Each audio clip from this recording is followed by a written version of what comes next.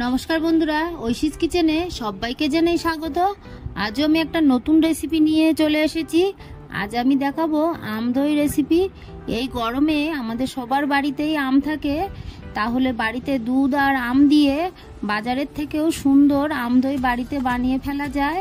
তাহলে আপনারা দেখুন আমি রেসিপিটা কিভাবে করি। দেখুন এখানে আমার আম দইটা কতটা জমেছে। একটা প্যান বসিয়ে দিলাম, এর মধ্যে দিয়ে দেব দেখুন দুটো আম আমি ভালো করে কেটে নিয়ে মিক্সিতে দিয়ে পেস্ট করে নিয়েছি। আমি এখানে হিমসাগর আম নিয়েছি, আপনাদের যে আমটা ভালো লাগবে সেটা দেবেন, তবে একটু মিষ্টি আম হলেই ভালো হয়, তাহলে চিনির পরিমাণটা কম লাগে। এই আমটাকে ভালো করে নেড়ে একটু শুকিয়ে নেব। আম পেস্ট করলে দেখবেন একটা জল জল ভাব থাকে, এই জলটাকেই শুকিয়ে নিতে হবে।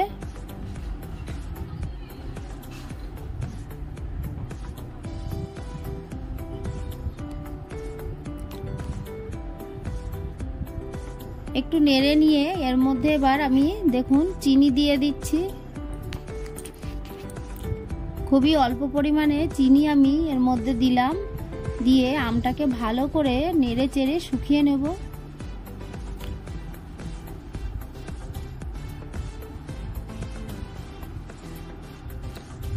দেখুন আমটা আমার হয়ে গেছে। এবার নামিয়ে নিয়ে আমি বসিয়ে দিলাম দুধ। আমার আগে থেকেই দুধটাকে জাল করা ছিল। এখানে 1 কেজি দুধ আছে। এই দুধটাকে ভালো করে আবারও আমি ফুটিয়ে হাফ লিটার করে নেব।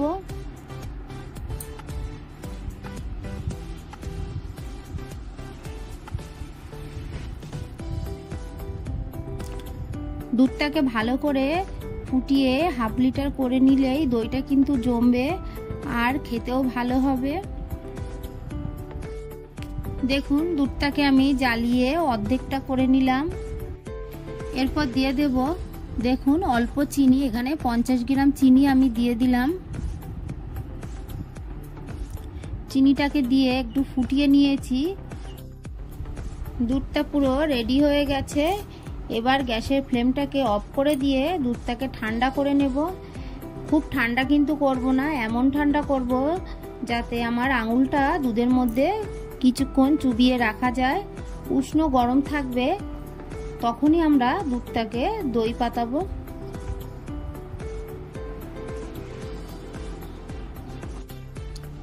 আমি এবার ইন্ডাকশনটা অফ করে দিয়ে দুধটাকে ঠান্ডা করে নেব।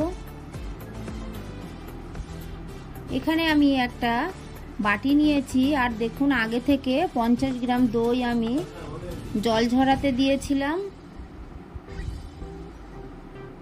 জল ঝরানো দই কিন্তু ব্যবহার করতে হবে, না হলে দইটা জমবে না। দই থেকে যে জলটা থাকবে সেটা জল কাটবে।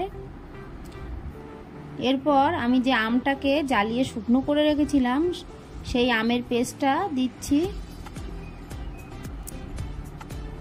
দুটোকে এবার একসঙ্গে ভালো করে মিশিয়ে নেব।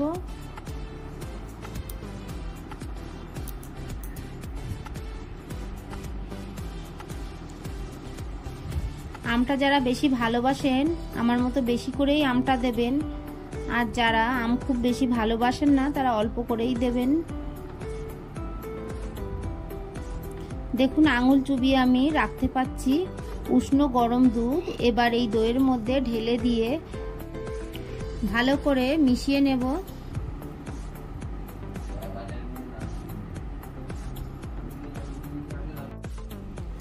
দেখুন আমি ভালো করে হাতা দিয়ে মিশিয়ে নিচ্ছি।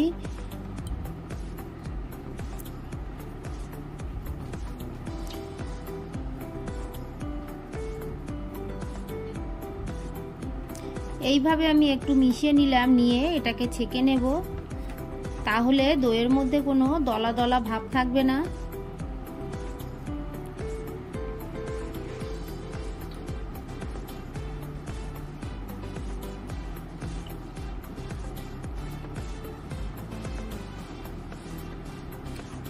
এটাকে আমি ভালো করে ছেঁকে নেব।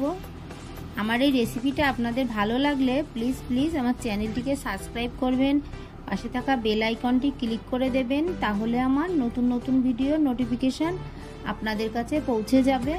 দেখুন আমি ভালো করে ছেঁকে নিয়েছি। এবার এটাকে দেখুন আমি দই জমাবো, একটা মাটির পাত্র নিয়েছি, সেটার মধ্যে দিয়ে দিলাম।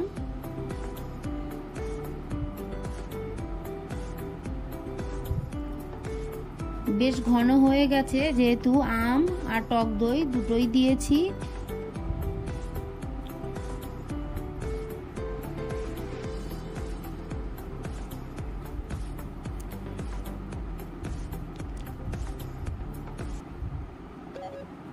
ভালো করে দইটাকে আমি নাড়িয়ে বসিয়ে দিলাম। দিয়ে দেখুন একটা টাওয়ালের ওপরে রেখে একটা পলিথিন দিয়ে মুখটাকে আমি ঢেকে দিচ্ছি। পলিথিন পেপার দিলে কি হয়, হাওয়াটা ভেতরে যায় না, দইটা ভালো জমে।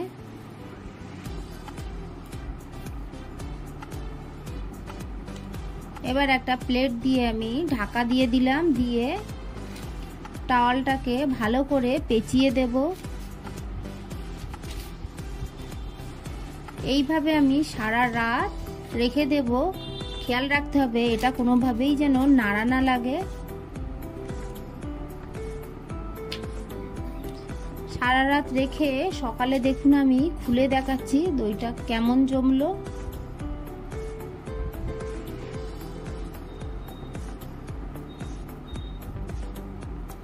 পলিথিন পেপারটাকে আমি আস্তে আস্তে খুলে দেখব। দেখুন দইটা কত সুন্দর জমে গেছে, আর কালারটাও দেখছেন একদম দোকানের মতো হয়েছে, কতটা সুন্দর, আর খেতেও কিন্তু খুব ভালো হয়েছিল। এরপর আমি 1 ঘন্টা ফ্রিজে রেখে দেখুন আপনাদের দেখাচ্ছি দইটা কতটা জমেছে।